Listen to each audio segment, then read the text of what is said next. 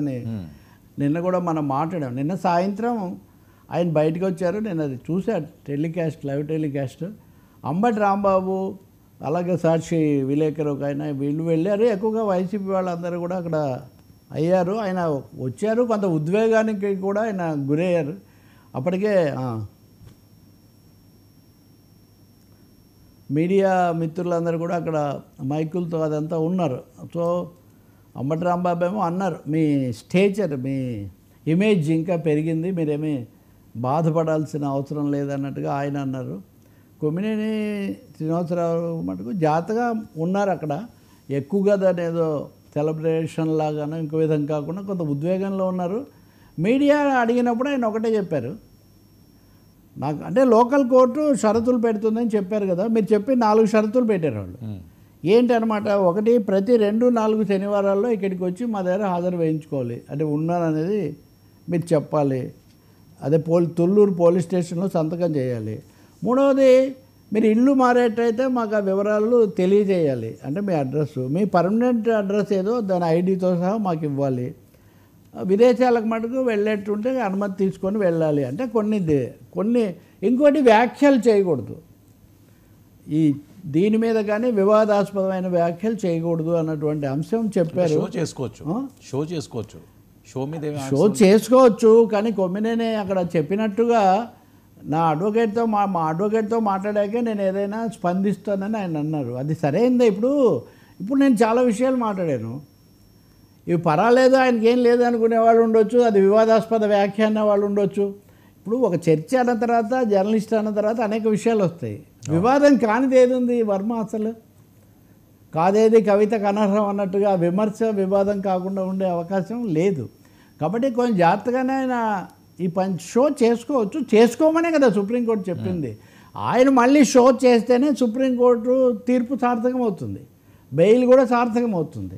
కానీ మొన్నటి అనుభవం తర్వాత, అరెస్టు వీటన్నిటి తర్వాత ఆయన తగు జాగ్రత్తలు ఎలా తీసుకోవాలి, ఎలాంటి అంశాలు ఎలా ఏ మేరకు మాట్లాడాలి అన్నది జాగ్రత్త తీసుకుంటే సరిపోతుంది. ఇదేమీ ఎవరిని విమర్శించకుండా ఇంకా ప్రజాస్వామ్యం ఎందుకండి, ఊరికే పొగడ్డానికే. కాబట్టి విమర్శ సమస్య కాదు ఇక్కడ. ఆ వ్యాఖ్యలు, ఆయన చేసిన ఆ కృష్ణరాజు వ్యాఖ్యలు, వాటిని సహించటం అన్నది ఇక్కడ సమస్యకి దారితీసింది. డోంట్ అలో అని సుప్రీంకోర్టు అదే మీతో అన్నది. నేను షో చేసుకోవచ్చు, he should not speak or allow the members in the panel to talk అన్నారు. ఇప్పుడు నన్ను పిలుస్తారు, నేను ఏం మాట్లాడతానో మీకు ఎలా తెలుస్తుంది? ఇదో పెద్ద సమస్య అండి ఒక మీడియా వ్యక్తులకు మటుకే.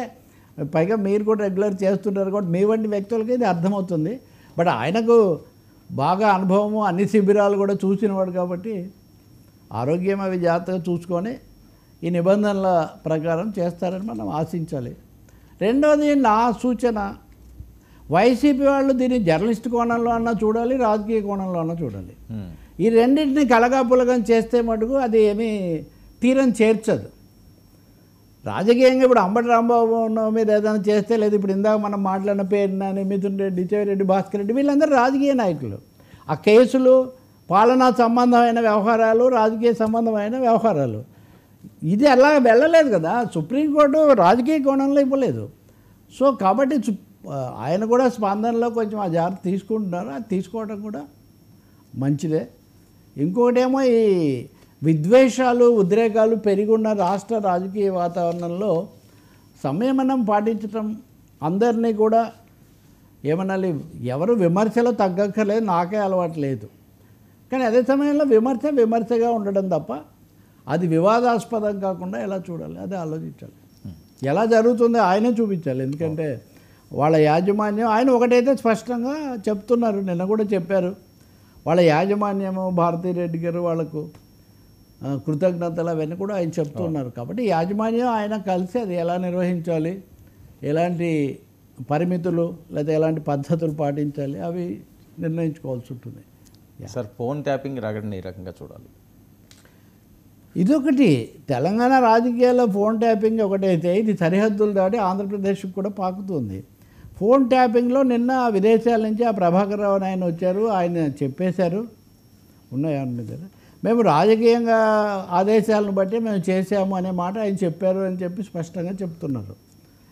ఈ ఫోన్ ట్యాపింగ్ ఈ కేసు మొదలైంది కనుక చూస్తే తెలంగాణ రాజకీయాల్లో బీఆర్ఎస్ కాంగ్రెస్ ఇదొక విధంగా ఈరోజు మహేష్ గౌడ్ పిసిసి అధ్యక్షుడు ఆయన వెళ్ళి తన వాంగ్మూలం ఇస్తున్నారు ఈ కమిటీకి, ఆ విచారణ సంఘ ఏసీబీకి అనుకుంటా, ఆ విచారణ కమిటీకి.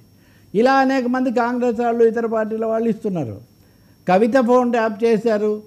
ఇప్పుడు మీరు ఈరోజు కనుక చూస్తే షర్మిల ఫోన్ ట్యాప్ చేశారని జగన్మోహన్ రెడ్డి సోదరిమణి, అప్పుడు కాంగ్రెస్ ఈ రాష్ట్రంలో ప్రతిపక్షం, ఆయన అప్పుడు అక్కడ ముఖ్యమంత్రి, వాళ్ళిద్దరికీ కుటుంబ వివాదాలు, వీటి మధ్యలో ఆమె ఫోన్ ట్యాప్ చేసి ఆ రహస్యాల విషయాలన్నీ ఆయనకు తెలియజేసింది అప్పుడు బీఆర్ఎస్ ప్రభుత్వం అనేది వీళ్ళ ఆరోపణ.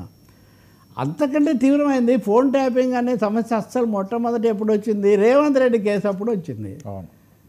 సో దే బ్రీఫ్డ్ మీ అని అప్పుడు ఆ వాయిస్ చంద్రబాబుది అని అప్పుడు కేసీఆర్ స్వయంగా ముఖ్యమంత్రిగా దాన్ని బయటపెట్టారు.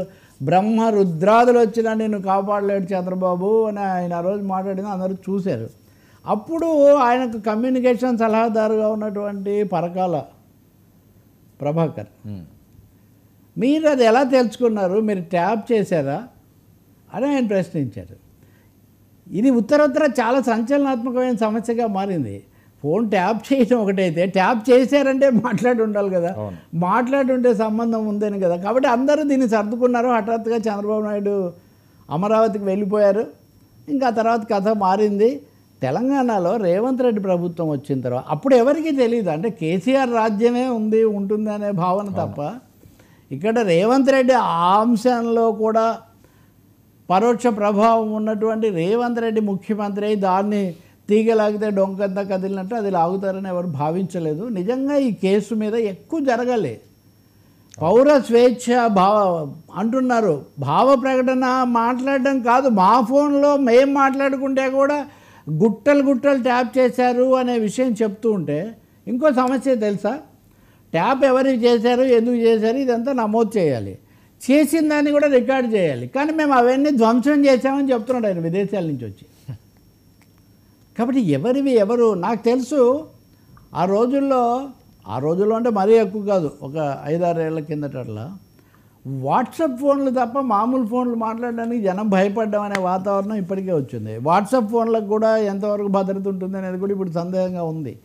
కాబట్టి ఖచ్చితంగా షర్మిల యాంగిల్ నేను చంద్రబాబుది ఎందుకు కలిపానంటే వర్మ ఈరోజు ఆయనను బలపరిచే కొంతమంది దాన్ని ప్రధాన అంశంగా చేస్తున్నారు. ఇప్పుడు అది చేయాలి, దాని మీద తవ్వి తీయాలి, అప్పటి విషయాలన్నీ బయటికి తీయాలి అని.